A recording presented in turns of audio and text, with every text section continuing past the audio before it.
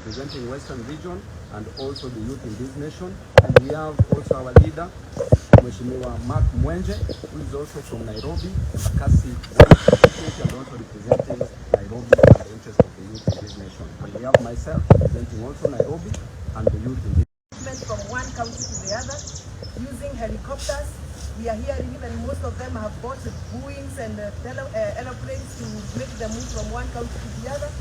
Lakini this is the ground team. Kwa hivyo tumesema ground team lazima tuongee maneno ambayo iko ground. Kwa hivyo ukituona hapa tukiwa pamoja, we are youthful, independent thinkers, we are the voices of the common mwananchi, because the other team that was calling themselves the hustlers have now migrated from being hustlers to sky teams. Kazi yao ni ku patronize the skies from one county to the other, flying with the helicopters, and they know nothing about machinery. That is why they have the audacity of passing punitive and oppressive bills and policies without caring the status of the economy and the livelihoods of our people. So, ladies and gentlemen, members of the press, I welcome you on behalf of this team to the one and the premier presser from the youthful, intelligent voice of the common mwananchi, the ground team. Wacha niwapigie makofi kwa sababu the ground team is in charge. And therefore we are here to air our concerns concerning various issues that are touching the common mwananchi. And these are the issues that we have listened to our people. We have been following issues, and we feel that this is the right time for us to air our concern. I don't know whether I should start with the first concern, because I feel that if we do not speak now that the skies are giving us rains, and farmers from Trans Nzoia, from Busia, from all over Kenya, including Kiambu, Meru, farmers are agonizing over the insensitive way of enabling them to produce from their farms or from their fields. The president has been very vocal talking about subsidized seeds and subsidized fertilizers. But to our utter shock, the fertilizer that is out there being sold as subsidized fertilizer from outlets from National Cereals and Produce Board. And in this case, I'm talking about the fertilizer that the farmers are receiving messages on their phone that they qualify for subsidy program. It is adulterated fertilizer. The seeds that are available are fake seeds. And we are the farmers' voice, and we must call out the minister in charge of agriculture. The minister has appeared on television and on newspapers denying that there is no fake fertilizer. Yet, we are witnessing this kind of fertilizer every day. Yesterday, I was presented with 5 bags of fertilizer that is purported to be fertilizer, but it is fake stones mixed with donkey's poo. Donkey's poo is the waste from the donkey. Donkey's poo mixed with the stones, and it is being sold as subsidized fertilizer. We must call out this mess. The government has become so insensitive to the extent that now they are calling farmers. This is something that we want to see serious arrests. We want to know who is behind this scam. We want to know where did the fertilizer that was supposed to be real fertilizer go, and who is behind this serious, massive scam of taking advantage of our old and elderly farmers in our villages. This must stop. And every farmer who has been conned must be reversed their money.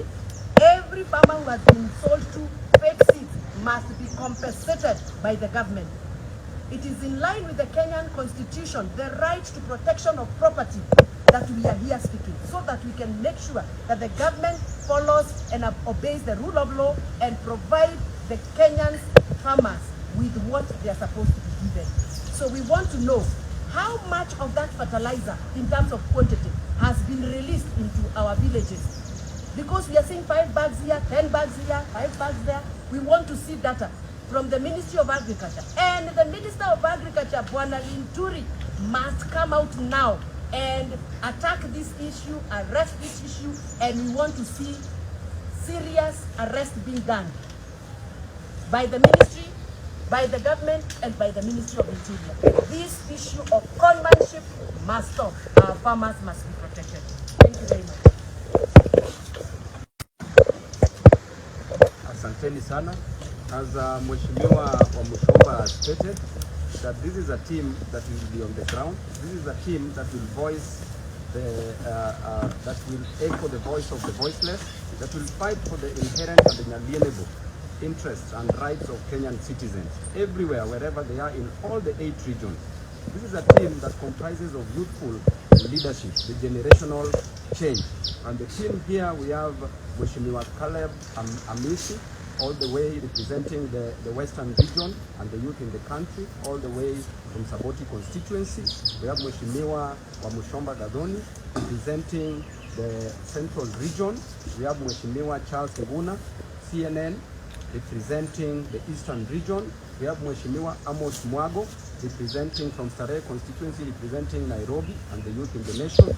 We have Mheshimiwa Catherine Omanyo, all the way from Busia, the Busia women representative representing Western region and also the youth in this nation. And we have also our leader, Mheshimiwa makwiny, who is also from Nairobi, Kasi constituency, and also representing Nairobi and the interest of the youth in this nation. And we have myself representing also Nairobi and the youth in this nation.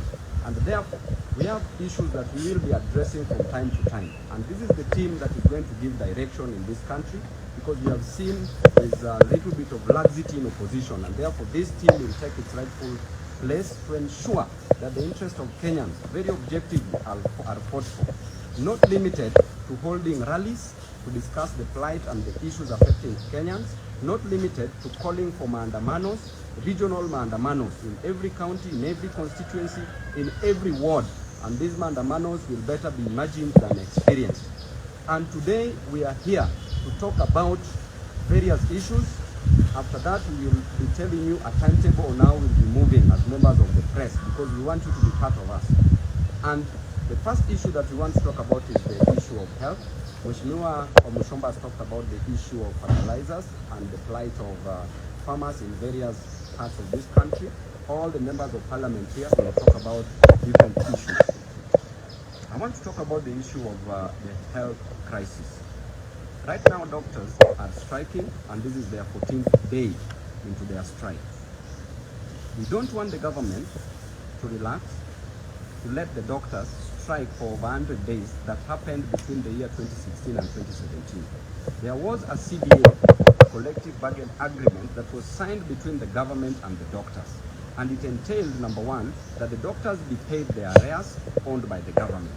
Up to now, the doctors in this country are owned some money by the government. Number two, the interns. For the past 1 year, doctors who have trained, taken 6 years to train, and every year a doctor is trained with an average of around 600,000 Kenya shillings, which comes to around 3.6 million Kenya shillings. Then, after finishing your degree, you are not deployed anywhere. That is so wrong, and this is the first time this government, Ruto's government, is doing this. Number three, that the interns who have been deployed, who are employed already, the government has decided to deduct 91% of their salaries. We want the government to move with speed and pay these doctors these amounts of money. President Ruto, instead of moving around in this country, should sit down, because what is so important and urgent is the interest of Kenyans. And these Kenyans who are in hospital are dying. The patients who are in hospital are not getting proper medical care. Why? Because of the strike caused by the doctors. Therefore, the president should not assign this duty to even the CS, Cabinet Secretary for Health, who has proven to be very incompetent, talking in rallies anyhow, talking in funerals, and we want that CS to step aside, and we will bring an impeachment motion against the CS for Health. We want the president himself to call for a meeting with KMPDU, the leaders who are representing the interests of doctors in this country, and resolve this crisis within a week. Failure to which we will announce our next course of action. We will call the media and announce the next course of action, because our people are dying in hospitals. Imagine patients who are being taken to hospitals. Imagine Kenyans who are being taken to hospitals. They can't get any access to any doctor to help them with their various ailments. Therefore, we demand, we don't want to request. Ruto, you said you is doing. In fact, from the time you were elected, there's nothing that you've done which is sensible. Everything you are doing is just causing havoc, causing pandemonium, causing a lot of tension in this country. And I want to tell you that if you don't move with speed, we will move with speed. And this is a new team, the young blood, the fresh breath, that is going to breathe breath into the dry bones of the problems facing Kenyans. Lastly, on the Haiti issue, the United States of America did state clearly at the Congress. They did mention that Ruto's interest is about making money in this country. That Ruto is just interested in making the 13 billion Kenya shillings and is not interested on the humanitarian part of taking care of interest of Kenyans. If you take these police officers who are fathers, who are children of others, who are relatives and friends of Kenyans, these people are going to be killed. We were being informed that at least 20,000 police officers should be deployed. At least 20,000 should be deployed in Haiti. Why do we want to take 1,000 officers? And these 1,000 officers are going to die. And we say, ukienda Haiti utakuwa maiti. Kwa hivyo the police officers, it is a high time you must reject these orders. You cannot take everything.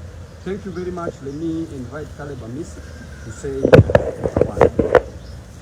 Yeah, thank you. I'll be brief so that I allow my colleagues to also say something.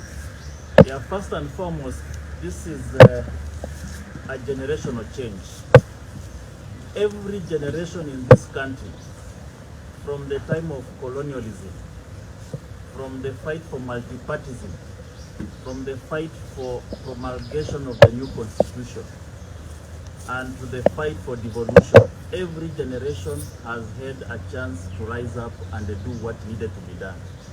We are now called upon as a generation to rise up and do what needs to be done. We've fought democracy, we've fought new constitution, we've fought multipartyism. Now it's time for economic emancipation. This is the duty of our generation. And we are here to announce that there is a new awakening. The young, the energetic, the charismatic, the revolutionary have arisen. And it's not going to be business as usual on the street. We are going to rise up and take up our duty, our cardinal duty to protect and preserve the interests of the local mwananchi. On the issue of the health, it has been my proposal, even during the BBI and even the NADCO report, that we must have a health service commission. Just the way we have a teacher service commission, we no longer hear about teacher strike. You need to ask yourself, why don't we have teacher strike that used to be a perennial menace in this republic? It's because we had a body that has a potential of interacting with the necessary government agencies to solve their issues. We need to have a health service commission that will take care of the overall problems of the health sector, whether it is from the nurses, the doctors' interest, or the overall status of our health system. And the Haiti system, I'm an international student, of master's student. And I can tell you, there is no any iota of wisdom in the Haiti mission. There is no bilateral ties between Kenya and Haiti. There is no embassy of Kenyan in Haiti. There is no Haitian embassy here in Kenya. There is absolutely no ties between Kenya and Haiti. We must be told in white and black what was the necessity of Kenya advancing towards Haiti. That is a UN problem. It is not a Kenyan problem. It's not a bilateral ties problem. It is not a country-to-country problem. Haiti is an internal matter. And under the UN Charter, no any nation on earth has the prerogative, the derogation to interfere with the internal affairs of another country. That is the interest and the mandate of the UN, not the Kenyan interest. So from the first time, we must be told what is the status of the Haiti mission owing to the fact that the Congress have pronounced themselves against funding of this mission from the Biden administration. Thank you very much. I'll give an opportunity to my colleagues here to also say something. Then we'll allow you guys to ask us a question. Hey, I used to hear Ruto say he must finish the dynasty. Now he has become himself a dynasty. If I go back to his statement, even him, because he's a dynasty, he will be finished. You cannot be saying this dynasty must be finished. I bet you are admiring to the world. Everything that he has done or promised, it's just like a short-lived dinner party anecdote. Immediately you are done with it, you go sleep, wake up to your problems. Kenyans are suffering. Everything that Ruto is doing, selling our properties, treating Kenyan properties like personal property, selling a national bank. He's all over Mombasa Port, Kenya Seed, everything that he's been selling. My question is, how much is he saving for the future generation? We demand that 10% of every sale he has done, 10%, and every profit, the 10% must be saved for future generation. Otherwise, the way he's running this nation, he's running like the way he does the sky team. You know, now he's leading the sky team, flying blue. We do not want anything to do with his promises anymore. Kenyans must take charge of their lives starting today and do what will make their lives better. Because if you come to farmers, even the fertilizer that is being sold today is poison to the ground, poison to the products. Cannot make it, the farmers get the yields they used to get. I used to learn agriculture. It was our backbone, I think something like that. The backbone of our nation. Now, if you go to the backbone of the nation and interfere with it, how do you expect to run a nation that is full of graves? Is he planning to bury people? Because now if we will not have enough food, where will we run to? If we cannot produce even our own, where do we run to? Because a proper leader foresees some things and has a plan to back to. What has he done since he had that now the fertilizer that was supplied was fake? Who supplied the fertilizer? Who won the tender? Why don't we see these people explain to us why this fertilizer is choke? Some of this fertilizer is choke. It's not even stones. And some fake poo. We don't know where they are getting the poo from. We want these people to supply this fake fertilizer already behind bars, because we cannot be every day is just something going wrong in Ruto's offices. So whoever is sitting, wherever they are sitting, in those offices, agriculture department, people dealing with health, everything is off. We need changes, and we are going to steer ahead the changes that Kenyans want. Thank you.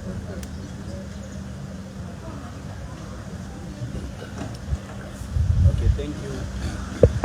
We are united here as team ground because we cannot sit and watch as the future of this country goes down the drain. There are issues that this government is so vicious about. When it comes to passing the punitive finance bill, we saw what transpired